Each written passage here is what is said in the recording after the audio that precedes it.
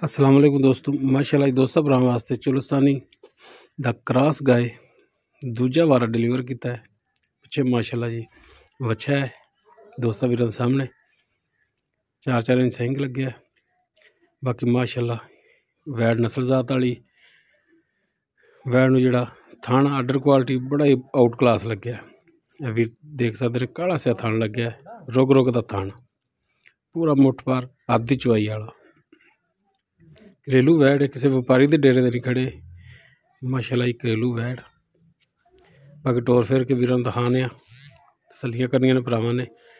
Location जी आरीवाला तो तकरीबन 9 तो 10 किलोमीटर के फासले ते जनाब है गाय खड़ी। डिमांड जी मालक इसकी कर रहे हैं 3.5 लाख। बाकी कमी पेशी हो जाएगी। नंबर स्क्रीन पर चल रहा है, अगर किसी वीर के दोस्त से पसंद आए वीर नंबर पर रब्ता कर सकता है। लो जी माशाअल्लाह टुन फिन वीर दोस्तों के सामने माशाअल्लाह थन बड़ा आउट क्लास लग्या है, रुग रुग दा काला से थन लग्या है। चेक करनी वीरां ने। पहला बोला इंदा जनाब जी 4.5 लीटर, दूजा बोला हुण उन्होंने कढ़ना है। माशाअल्लाह जी नंबर स्क्रीन पर चल रहा है, किसी भी वीर दोस्त पसंद आए वीर नंबर पर रब्ता कर सकता। 3.5 लाख डिमांड है, कभी पेशी हो जाएगी। दूजा वारा डिलीवर किया, पिछे बच्चा। लोकेशन आरीवाला जनाब। इस दे नाल अपनी मेजबान दो इजाजत। अल्लाह हाफिज़।